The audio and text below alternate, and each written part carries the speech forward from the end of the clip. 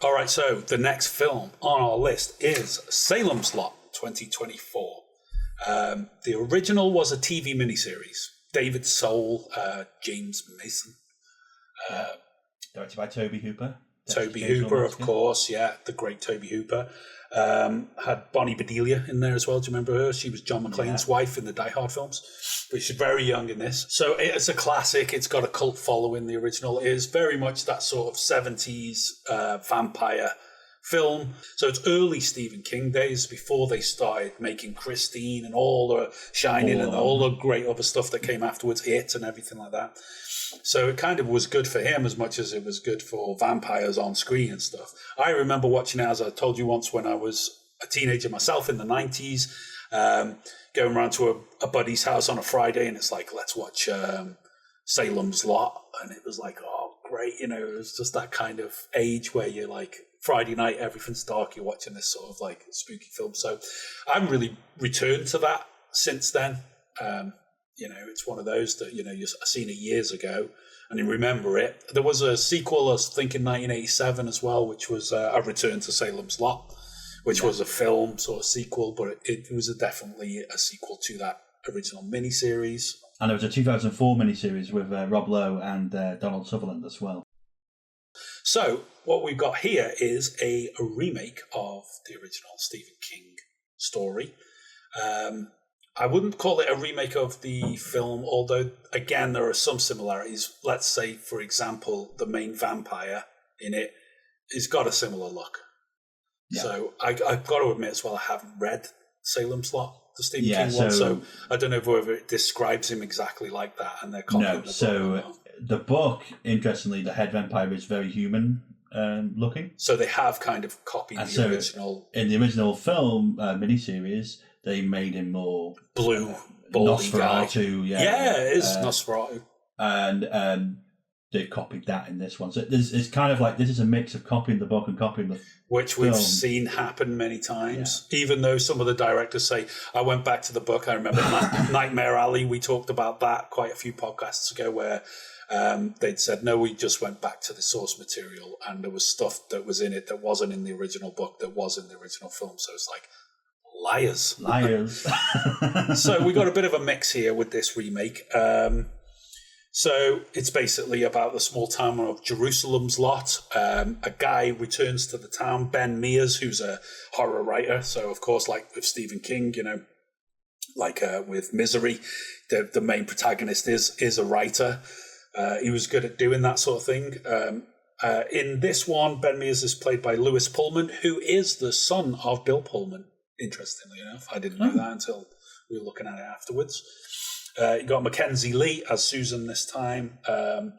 You've got Alfre Woodard as Dr. Cody. I thought she was brilliant in this. Really good actress.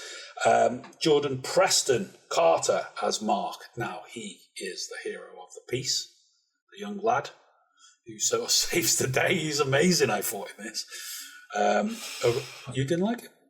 Well, in one way, I liked him, right? And I was like, it's a good performance and it's cheeky and all that. But on a conceptual level, I thought he was a bit too cool and hard. And I felt he needed, as a character, to be a bit more vulnerable with how young he is. But I kind of like that about him, that all the adults are losing their shit. But this little 11-year-old boy's the one that's like getting stakes in the backpack and the iron rod and stuff and just going out, I've got to kill these vampires. I don't care what you're doing. You don't believe me. You don't believe me. You're running around like a fanny and I'm just going to go and fuck these guys. So it reminded me of Monster Squad, you know, that classic 80s comedy, horror comedy. Yeah. It's like, hey, leave this one to the kids. The kids can sort out. Anyway, I thought he was brilliant in it. I really enjoyed that character. You had Bill Sadler turning up as well as the sheriff. Totally underused. And a kind of a wetbag character, a wet lettuce, and it was a bit disappointing because I really enjoy Bill Sadler. I think he was great in The Shawshank Redemption. He was great in Bill and Ted's Bogus Journey as Death. Damn right! He's such a great actor, and in this I just felt he was a bit underused. He's getting old now and stuff as well, but, you know, still. Anyway, I'm trailing off a bit here. I really enjoyed this. I thought this was fun. I wasn't counting on enjoying it, to be honest. I was kind of thinking here we go, another remake, and is it going to be a watered down modern version? But actually, the beats were really on it. They really propelled the story along. It didn't hang about too much. The characters were really funny and well realized and well acted. And the action, it really got going, especially towards the end when they're in the old drive-in theatre and stuff. It was kind of like, hey, we got some stuff going on here. So I actually ended up really enjoying this one. Yeah, so okay, I did enjoy it. Okay. I thought it was a fun film. Yeah, fun vampire movie. So in relation to the original, this is weird, right? Because the original film is far more atmospheric. It's far more creepy. Now, obviously, interestingly, the original film was a TV movie, so they couldn't do excessive violence. They couldn't do all these things. So they far more relied on what they could do, and it was atmospheric. It was a bit creepier. The famous scene, of course, the kids floating at the window, which everyone's seen. Now, the Lost Boys copied that, and other films since. Definitely. They do it here, but if you put them two scenes side by side and look at them, and you're going, the original's creepier, and the way they do it is just like, ooh, there's a lot more of that in the original, which is really well done. Interestingly, I mentioned Lost Boys there because I always felt Lost Boys is very inspired by Salem's Lot. It's a very similar premise, right? Santa Carla. The kids are vampires. Yeah. This film felt more like it's inspired by the Lost Boys than the original Salem's Lot to me. Maybe. It was more action-packed, more violent, kind of more cool, so all that kind of stuff. Now, I loved the original Lost Boys, so in that way, I loved this in that way, in terms of, as that kind of film. So if you don't think of it as, it is a creepy atmospheric horror film based on a 1970s thing, you think of it more of this is a fun vampire movie based on like an 80s style thing. Yeah. That's what's fun about it. So I think that's the context it has to be viewed in, to me anyway. Sure. Worth mentioning as well, for those that want to know, Dave did a great review, Film in 5 review of The Lost Boys. I'll also put a link to that in the description. One of the best films. Or if you're just listening in, check out our website, moremovies.co.uk. You'll find all our reviews on there, including Dave's excellent review of The Lost Boys. Absolutely. What's good about this? So the violence is really good. Like lots of blood, stabbing through the hearts, all that kind of stuff. Really great. Very visually pleasing. I love the sets they've done. How about the crosses that lit up? The crosses are lit up. That was cool. That was cool. The way it lit up against the walls and stuff, really nice. Yeah. And when that first time he does it and he pushes that guy against the wall and he kind of, like, the way he goes out the door, but he's still floating on the wall. I thought that was really cool effect. Yeah. Like, I thought it looked nice, quite creepy as well. It was like, oh. Yeah, it looked really good. The whole town, obviously, it's very, it reminds me of Goosebumps and things like that. I love that look and that aesthetic. Yeah. It really does work. With them all on the roofs and their eyes glowing. That was a great shot. It was. So all that stuff was really great. And the camera work was there's some really interesting camera work in this where they move into mirrors to see the reflection of what's happening on the other side and stuff. Yeah. I loved all that. It was really creative playing around with the camera, which I thought it's doing something interesting here. Yeah. And it works in the context of it. And the final sequence with the whole drive-in cinema, which seems to be the centerpiece of this film. Yeah. Fantastic, brilliant, great idea with the cars and all this. It was this is really well done and leading to a great ending of it. As I say, I felt maybe some of the characters were not as vulnerable as they needed to be. Yeah. Perhaps, and that slightly hurts it.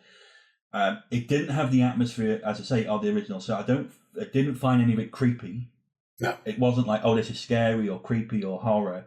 This is more this is just fun vampires, right? So I took it far more in that direction and found that. I think for people who are not familiar with the original stuff, it might be quite creepy for them. For example, that scene where he's burying the little boy and then he starts shouting, let me out the coffin, let me out. And the guy's down and then he's just still dead in the coffin and he thinks it's his mind playing tricks on him and how that all transpires. I thought that would work with maybe not on us now at our age, but you know, if I was 14 again watching it, I would definitely be quite like. Ugh. But I think one of the things that lets down both of them is the fact they have like this Nosferatu style head vampire. And I think the more humanoid kind of look is better. That's what I liked about Lost Boys, that it's like you wouldn't know, right? Sure. It was a little bit cheesy. That sort of version of him with the they added the sort of like veins at the back of the head, but he still just looked like a blue Nosferatu, like you say. Really. Could have done a bit more with that to make him look more sinister. It was a bit, but that's a small criticism on a film that generally I think it sounds like we both really enjoyed and was a lot of fun.